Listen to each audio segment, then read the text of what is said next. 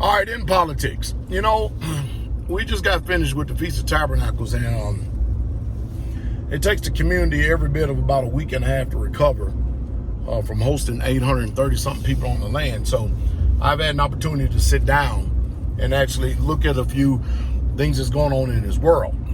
And one of the first things I want to address is how that we all can clearly see how that the Democrats are really jacked up and screwed up. They are the ones that's literally responsible for the condition of this country.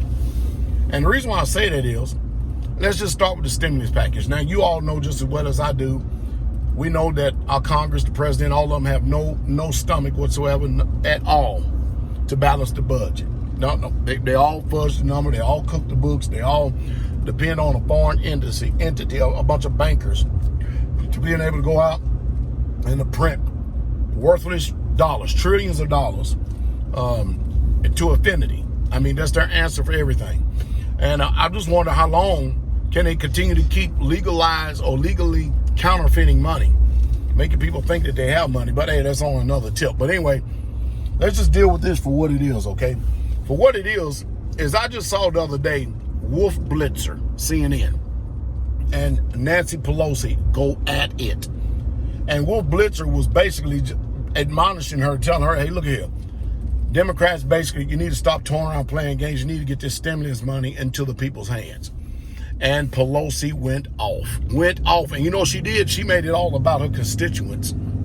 Well, we represent the people. We represent the people. No, you don't. You represent yourself because the people are broke. You getting your paycheck. And so, man, they went at it. Man, I got to find that clip, download it, and keep it until infinity. Because who would ever thought on CNN that Wolf Blitzer and Nancy Pelosi, we all know that Fox News, Republican. Democrats, which they have all of the news media, MSNBC, NBC, CNN, they got them all. But man, they were going at it. I was on the couch. I had to get them to go use the bathroom before I peed on myself. That's how funny it was.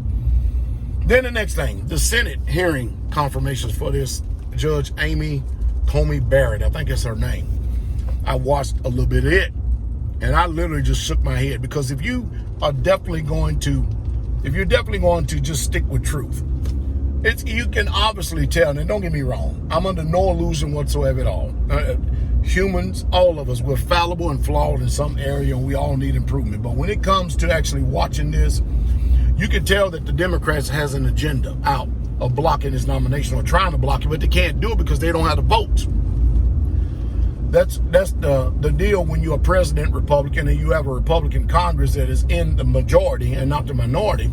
You can just about bounce through anything in legislation. Now, Senator Lindsey Graham, he bought it out because in 2013, Democrats pumped the dang ball, and they ended up changing all the rules and regulations to be able to try to get all the lower courts, every single one of them, to the left. Well, now everything is to the right, and the people that voted at the ballot booth, allegedly, and got the Republicans in control. And man, it is something to see and something to hear, to sit and watch this. Now, this woman doesn't strike me. She strikes me as someone that is going to be able to set aside her religious perspectives and point of view and stick with the law. She's a staunch constitutionalist, which the Democrats, they can't stand that. They can't stand that at all, because, I mean, they're trying their best to get answers out of her, and nobody's questioning her record. They're always making the questions about Donald Trump and administration and all kind of stuff. Nobody's questioning her record, because it seems like she got an impeccable record. Well, anyway, looks like she's going to be confirmed next week, whether they like it or not. I tell you, this dog and pony show is something else. You remember the lynching that the Democrats gave Clarence Thomas in the 80s? It was brutal. I mean brutal. Seems like some of the same tactics is going on today. But let's get on to the next one. Joe Biden, Vice President Joe Biden, who is the Democrat nominee, or the one who won the nomination to be able to run on the ticket for the Democrats for the President of the United States of America. Joe Biden says that he is a staunch Democrat, lifelong Democrat. And he's looking for support from all the people while he runs for the U.S. Senate.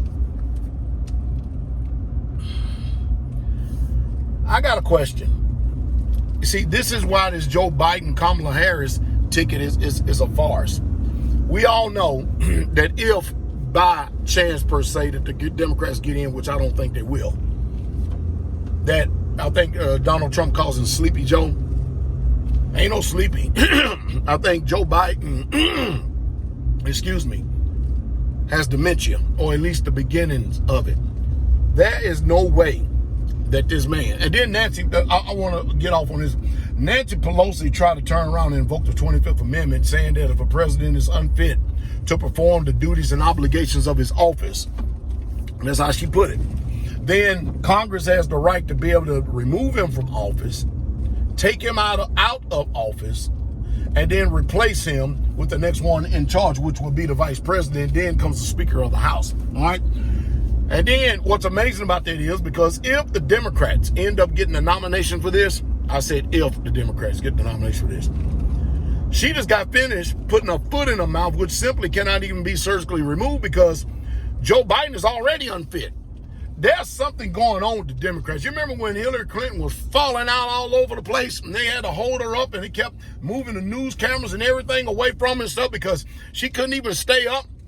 And then they will drug her up in the debate. I don't know what kind of drugs they're using today, but they're using something to keep people on their feet. What do they do now when you got Joe Biden, who can't even carry on a coherent conversation? I mean, listen, we all know that your memory and speech and everything starts fading, especially when you get on up in age and stuff. And especially if you're a person that has a lot on your plate anyway. But nevertheless, you've got to be keen and sharp in order to be able to be a world leader. And you mean to tell me that with all the health issues the Democrat Party has going on, from Hillary Clinton and now Joe Biden, that these are the best two nominees that they can have to represent them? Ain't Joe Biden, was he 78 years old? 78? Good God of mercy, man. Are we even sure that he's going to be able to live out his term? Because you get Kamala Harris, and by the way, Kamala Harris is not a black woman. She is a woman of Indian descent. And I'm not talking about American India either. I'm talking about India over across the seas, over across the pond over there. Pictures all over the internet. And she's trying to run as a black woman. You know, the black woman that smoked dope, but then she ain't never smoked dope. The black woman that says that she's not going to do nothing about fracking, but yes, she is going to do something about fracking. The black woman that kept, allegedly, I keep saying it because it's so funny. The woman of Indian descent that says that she's personally going to come from your guns, going to give Congress 100 days in order to do something about it. If not, she's going to write an executive order. My question is, you can write all the executive orders you want, but who are the law enforcement officials that's going to enforce that order? Because there are a lot of Americans that will never do nothing unconstitutional. Did you hear what I said?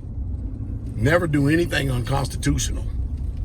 There are a lot of Americans, hope y'all listening to me, that would never, ever, ever, regardless of what job they have in America, they're never, ever, ever going to turn around and try to disarm the American people. You want a damn civil war, you definitely got one on your hands then.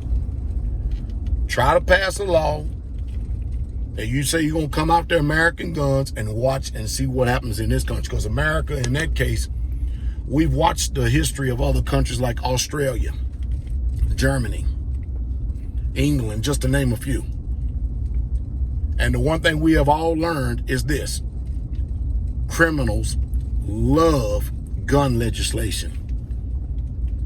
I wonder how long it's going to be before people, you know, when they can finally get that everything is circus and theater. It's all a dog and pony show. How long is it going to be before we all start waking up and realize that these things called politics is nothing but a bunch of people mucking around with our lives? I told you. What's your solution, Pastor Dowell? Invest in yourself. Did you hear what I said? Invest in yourself.